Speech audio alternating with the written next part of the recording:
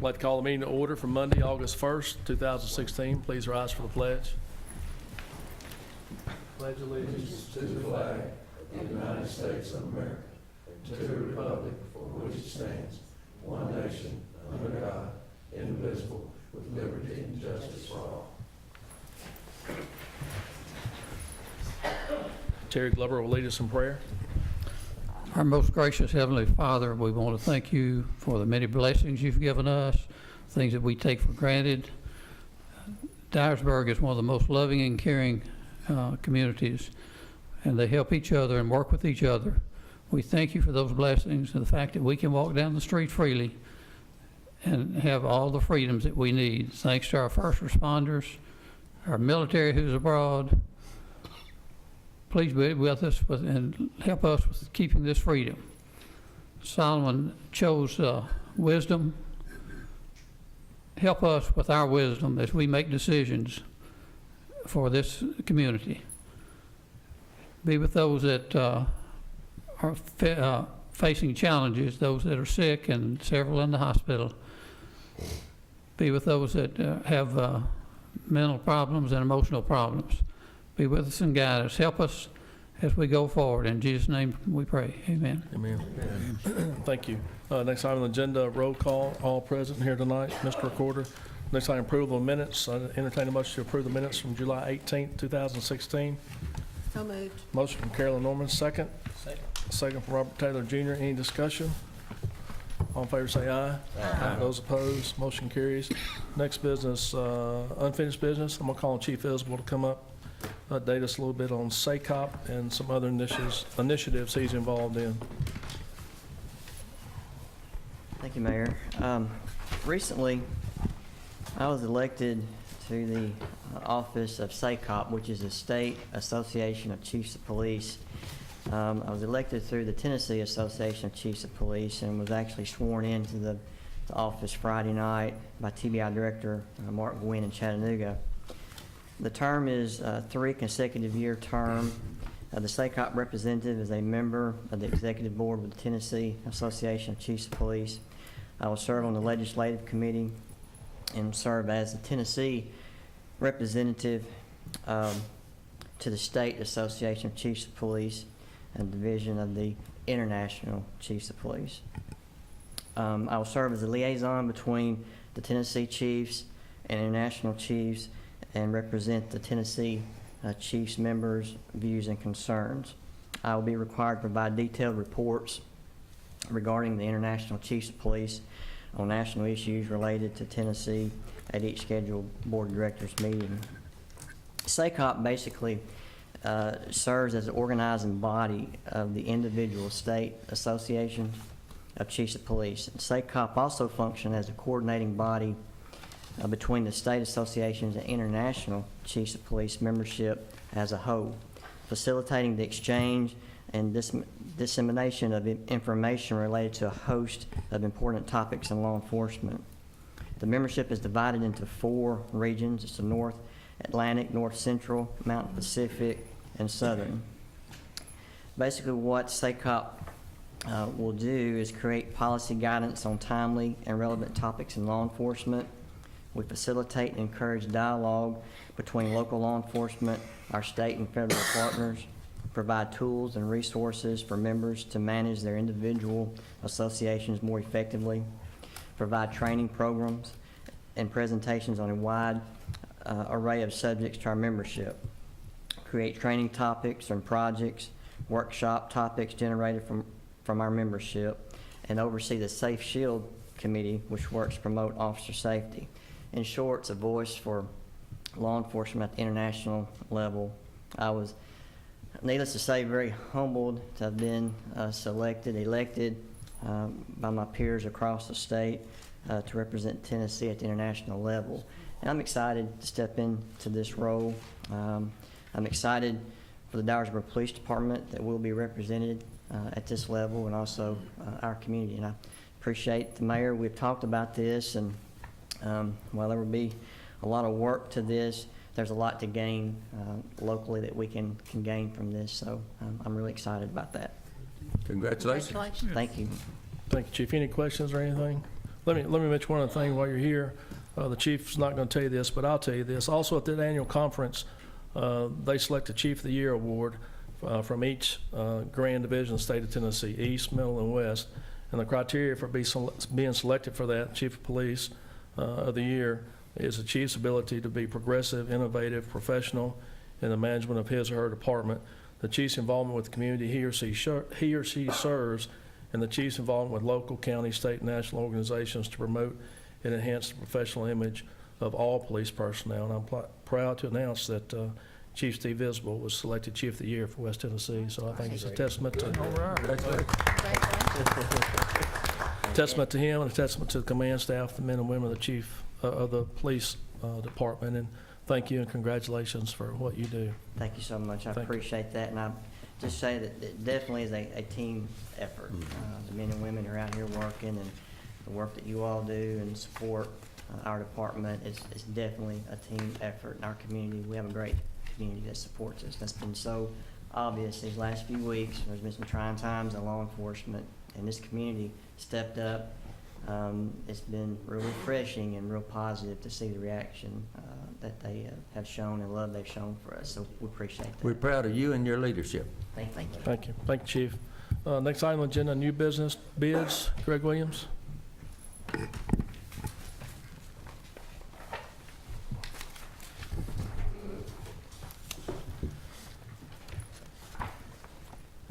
First item I have for your approval is for the EOC. It's the maintenance agreement for the Motorola radio backbone and dispatch consoles. This is an annual item that we do each year. There is no other vendors available, as this is the manufacturer. So I recommend approving payment to Motorola for $27,107.04. So moved. Have a motion from Bob Kirk. Is there a second? Second from Kevin. Any discussion? All in favor say aye. Aye. Those opposed, motion carries. Next item is for the police and the EOC. It's ADSI software maintenance for the police records management and the MDT software. It will be split between the police department for $17,060 and the EOC for $14,605.70. And that EOC portion will be reimbursed by E911. So I recommend approving payment to ADSI for $31,665.70. For the recommendation, entertain a motion to approve this. So moved. Have a motion from Bill Eskew, a second from Carolyn. Any discussion? All in favor say aye. Aye. Those opposed, motion carries. Next item is for the police department. It's for 3 police pursuit vehicles that are patrol equipped to replace older cars. This was included in the current year's budget, $100,500. Notification was given through the State Gazette and direct to 4 vendors. I only have one response, which was local. Tim Castelaw Ford bid $97,956.66. So I recommend awarding the bid to Tim Castelaw Ford. For the recommendation, entertain a motion to approve this. Motion from Dennis, second from Robert Taylor Jr. Any discussion? Is that off the state contract? It is not. Okay. The state contract is held by, or was held by Golden Circle Ford, but I think there's been a change in that, but they didn't Okay. respond back. Well, they usually bid, I just, okay, thank you. That is the all-wheel drive SUVs. That's correct. Okay, Explorers good. like we have. All right. Any other questions? Have a motion and a second. All in favor say aye. Aye. Those opposed, motion carries. Next item is for the cemetery departments, the annual herbicide application. That's 2. It's a spring app and a fall app. This will be a 3-year contract. Notification was given through the State Gazette and direct to 6 vendors. I had 2 responses. One was $22,100. One was $20,475. That is the company that's been doing it for the last several years. So I recommend awarding the bid to Cole's Custom Applications for $20,475 per year. You've heard the recommendation. Entertain a motion to approve this. So moved. Second. Motion from Robert, second from Dennis. Any discussion? All in favor say aye. Aye. Those opposed, motion carries. The last bid I had is for the street department. It's for a slide-in salt spreader to replace the older salt spreader that we have. There was $16,000 budgeted in the current year's budget. I sent out bids to 4 different bidders, and notification in the State Gazette. I received 1 bid back from $14,810. So I recommend awarding the bid to KY Fab of Mayfield, Kentucky for $14,810. You've heard the recommendation. Entertain a motion to approve this. Motion from Mike Morgan, second. Second. Second from Robert Taylor Jr. Any discussion? All in favor say aye. Aye. Those opposed, motion carries. Thank you. Next item on the agenda, report from Alderman Bob Kirk.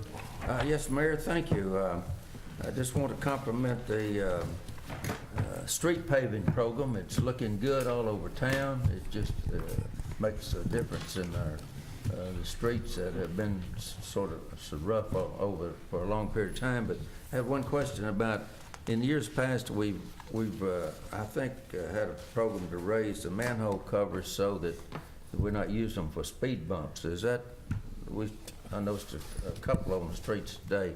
Are we, before they pave or as they fill in around it, or do you know? I'm going to defer to Mike McCullough. They grind the street down and then they push the asphalt back up to the level of the mountain. So, like they grind an inch and a half off and put an inch and a half of asphalt back. So we're not using them for speed bumps then? They feel like it, I just wondered. Oh, okay, all right, thank you. If you've got some in particular, we'll look at them. There's 2 on Indian Trace that I hit tonight. Okay. I don't know. I checked Parkview and I checked Wade Hampton. I didn't see any there, but I know on that street. Okay. What about anybody communicating with the state about the mowing of the bypass and the medians? And I know they do it once or twice a year. They let it grow. And do we know? Will you have any idea about what they're doing or going to do? I have not. I'll be more than happy to call Representative Sanderson. Have you had any discussion with them? Yeah, we talked to a gentleman named Todd at the state. They've got a new crew mowing the right of way now. And, they skipped us the first go around, so they came back and got part of the city, but they didn't get all of it. So we, in communication with them, trying to get them to come back and finish it. I know it's around the bypass. It's got pretty high, so they're going. You think they'll be back pretty soon and try to get that done? Thank you, Mayor. That's all I have. Thank you. Bill? Just want to congratulate Steve Isbell on his accomplishments and what the police force does for the city. One question, Mike, I noticed on Wade Hampton, the street looks great, but the day after they paved it, they made a cut. What was the cut for? Okay, that's all. Okay. Mr. Glover? No report. Kevin? I don't have anything, thank you. Mike? I don't have none. Dennis? Mayor, I've got a list here of complaints I've had about high grass on yards, and a couple of them I went by just a few minutes ago. They've already been cited 2 or 3 times, and do we have to go through that every time, that the whole? No, sir. If they've been cited one time, remember we changed the policy about 3 years ago. If they're cited once, that's their only notification for the year. If you've got specific addresses. I've got specific address. In fact, we've got one, and I know I was talking to Mike here about it earlier. It looks like a dump. In fact, we've got other people coming around putting their stuff on it because we don't go pick it up. It's been there for over a month. Is that the one on Wheeler you're Yeah. speaking about?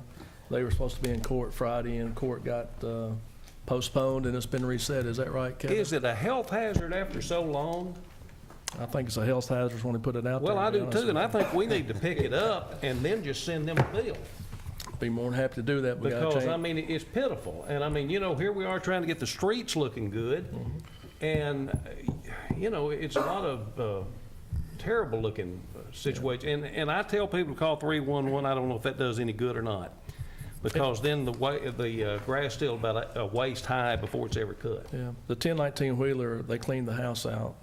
The lady owns it and put another Well, they put it renter. all out in the front yard, it looks like. They did. And if this board wants to change that and make it effective immediately, I'm all for it. We'll have a meeting and do it. And if we want to charge them to do it, we can do that as well. So we're just abiding by the policies that we have that have been in place for a while. And we got to send notification. They got 10 days to respond. We got to get the letter back. And then we start the process. They don't clean it up, they come to court. The judge fines them a maximum of $50 a day. based on state law. But if this board wants to change that, it makes it immediate, I'm all for it. I've been all for it. I think we need to do something, because, I mean, people work hard to keep their place up, and I then agree. you've got another one down the street or something, they don't ever do anything to it. We talked about that in the last 10 meetings we've had about this. That's right. Did we find out if we could do something immediate? I thought the attorney was gonna find out or saying what we could do. Well, of course, this policy about curbside pickup was established in 2004. This board changed it in October 2013, and then we met again in September 2015, but took no action. So until this board takes action, that policy of 2013 is in effect, which quite honestly, we're not following. And y'all know that, and I know that. We're selective. Would we be citing the offender, or would we be citing the property owner? Property owner. That's the way our ordinance is now. So the lady at this location at 1019 West Wheeler, the property owner does not live there, but she's the one that cited the court. I had that conversation with John Damesworth this afternoon about an individual that wanted some picked up in Rolling Meadows, and John says we don't do that anymore because it's a clean out. That's correct. And he said he mentioned the one you just alluded to, the one in court on Wheeler right now. That's right. And that is correct. That's our Yeah. policy. Clean outs, change outs, we What he don't pick said. up. Yeah. Yes, sir. So I didn't ask him to pick it up. But even if you change the policy, you still gotta go to court. And you're still looking at the time frame of this pile of stuff working its way through court. It wouldn't be immediate, would it? Well, we could change the number of days that they have to respond from 10 to something else. We could do that. Can we not do it if it's something that we're not gonna pick up and they put it out there and we notify them, we're not gonna pick this up? Mhm. Can we not go to the litter route? If we give them like 24 hours to pick it up, or you'll be cited for litter? I don't know the answer to that. We had the issue this weekend on Indian Trace, and some of us try to be proactive and notify the owner of that, and then we got put all over Facebook and all that good stuff, but that's the prerogative of the owner that did that. That's fine, but Did we pick that up? Did the city pick that up? no, sir, they hauled it off. Yes, sir. Are we violating some sort of health rule, or? I don't know the answer to that. Probably. Yes, sir, probably. Bob? The court date is going to be scheduled to the 17th or 18th of this month. But see, that's the problem right there, is, they just play games with it. And I mean, you've got people that live next door to these places that have to put up with it. And we need to do something, and I don't know if it's the court that is the problem or what. So if we change the rule tonight, how long would it take to get it cleaned up going through court? I don't know the answer to that. I Because they think, can just extend it and right. The way our policy is now, and I'm speaking for Kevin, we send a certified letter. We take action when that letter is accepted and sent back 10 days later, and that starts the clock. And if they do nothing, they're cited to court. We issue them a warrant. Are they issued a warrant? A citation. We deliver the citation, and they show up in court, and the judge handles it. But listen, I'm all for doing whatever we need to do to get it cleaned up. I've been for it for a long time, and I drove by Wheeler Sunday morning before church just to look at it again, and I ran into those two pleasant ladies at lunch after church. We had a good conversation, to be honest with you, but I'll do whatever this board wants to do to get it cleaned up. But I think we need some legal advice I do too. before we jump to something here. But in your packet also was some information about a sanitation meeting about the landfill.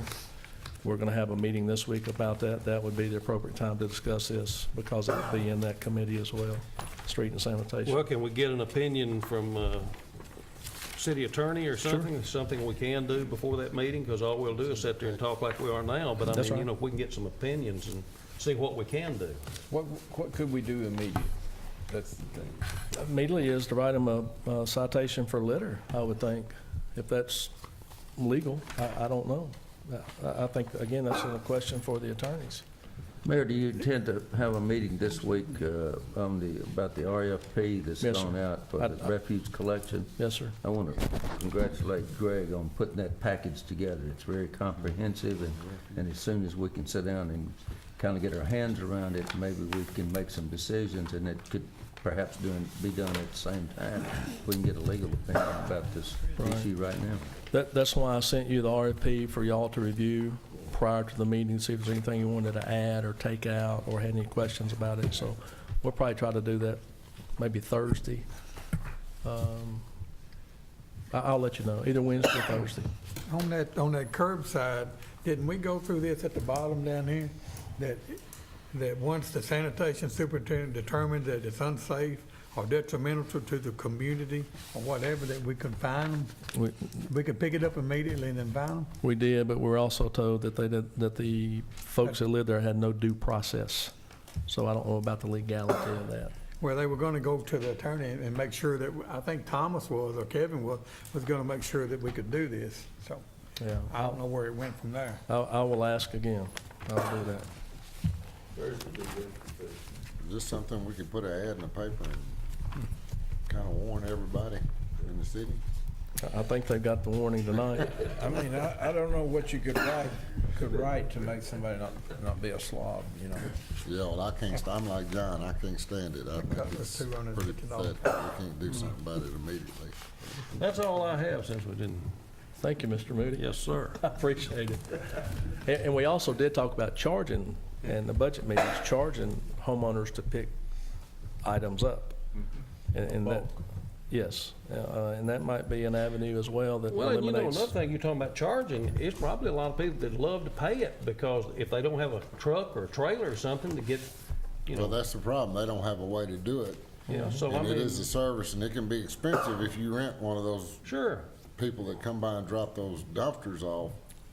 Yeah. It's high. yeah, but I mean, you know, if we could work out some kind of deal where we could charge for so much a load or something like that on things that are not picked, or in the policy to pick up now, Right, would be okay. okay. I'll get those opinions before we meet. Good. I'll do that. Thank you. Thank you. Carolyn? Yes, I just have a few things this time. I want to thank the city staff and you for meeting with the taxpayers that we talked about at the last meeting. It was very thorough and very appreciative by those ladies. I also want to thank you for providing us with staff numbers. If I ever got it before, I lost it, so now I have it again, and I'll put it in my phone, so thank you very much for that. Also, I've had a few calls, and I was kind of embarrassed because I didn't know how to answer. And I don't remember, I went to a few budget meetings, but I didn't go to all of them. But we had a $3 increase on our sanitation bill. And I was told by the committee chairman of that committee that it was brought up, but evidently I wasn't listening, or I wasn't there, or whatever. But I think it would be wise, there's no paper here tonight, that we, Kevin explained to me what the $3 increase was. If you would tell us now, and if the paper could put it in there, because I had some upset people that did not realize they were going to get an increase of $3. And what I was told tonight made sense, but I didn't know what to tell them. And then the last thing I had, I think you're going to break up too, I'll go ahead and do it, is the Junkin and Jam. They call it Vintiques and Vittles. It's the antiques downtown that they've done about 3 times now. It'll be Friday night from 5 p.m. to 9 p.m., where the local merchants downtown have their doors open. There's several restaurants that will be open, good food, and it'd be a time to just, I mean, I've gone to this several times, and it's a good time to just, I should see everybody in town there, plus some people from out of town, and it'd be a good time for everyone to get out Friday night. Thank you. That's all I have, thank you. Okay. Robert? Yes, Mayor, I had some calls from some residents in my district, and they said when they call 311, no one comes out. Is there a follow-up once you call? Yes, sir. When you call 311, they create a work order that's mailed to the department or emailed to the department head. It creates a tracking number that's also sent to me. And then when that issue is resolved, it's put in there and gives us the resolution date and what the resolution was. So will they go out that, like if someone called at 1 in the morning, would an officer or anything go out at that time? No, I can't speak for an officer. Normally, officers are sent out if we call 911. But we've got 48 hours to respond to any 311 calls. So, and I don't have anything in my queue that says we haven't handled. Honestly, if you can give me some specific examples of what they called about, we can look it up and track it and see. Okay, now or later? After the meeting, you can give it to me. Okay, Sure. okay. And also, let's say a dog is barking all night. Who do we go to get that straightened out? Do you find the owner, or is it a certain amount of time he has to No, fix the problem? in that situation, they need to call for police assistance. We have an animal control ordinance that relates to that, and there are certain conditions that the owner can be cited to court, provided we can find an owner. And if they're cited to court for 5 or 6 things, an animal control ordinance, excessive barking, propensity to bite, several things like that, the owner's cited to court, and they've got to do certain things in order to keep the dogs, such as get insurance and things like that. So, but if it's excessive dogs barking, I would contact the police department or have them call 911 for that. Okay. And we have written people up for that and issued citations for that. Okay, now as far as cats out at the trailer park, stray cats, as far as trapping and transporting those cats, is it the owner's responsibility, the renter's responsibility, or who's responsible for that? Humane Shelter provides traps to whoever wants to use them. It could be the owner or the resident that lives there, whoever wants to do that. Okay, she's a little old, so I don't think she can do it. It's something that we don't do, honestly. Right, yeah. We don't do it. Okay. But Humane Shelter could help them with that as far as providing traps. Sir? As far as the time the police spend in Southtown, is there a certain amount of time that they spend there, Chief? The city is divided in basically in 4 zones of police coverage, and there are officers assigned to zone 24/7. Obviously, the amount of time spent in those zones a lot of times depend on calls for service, things going on. They cover a fairly large area.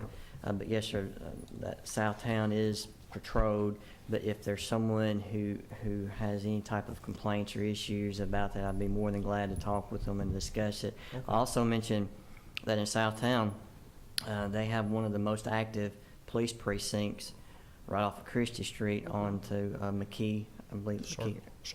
Circle. That's probably one of our most active police precincts, where there's a number of officers in and out of there. A lot of times it's unmarked vehicles, but we've actually added some more functions to that location. So there's a good bit of police presence in that area. But if there's a particular street or issue, I'd be more than glad to talk with them. I'll give her a call. Appreciate it. Yes, sir. That's all I Thank have, you. Mayor. Anything Appreciate it. else? All right. Ms. Carolyn mentioned the event Friday night in downtown Dyersburg. Also mentioned, passed out the code enforcement report for the month of July. We had 57 code enforcement complaints, 3 city court citations, 3 condemned structures, 1 demolished structure, then we did 2 substandard housing inspections.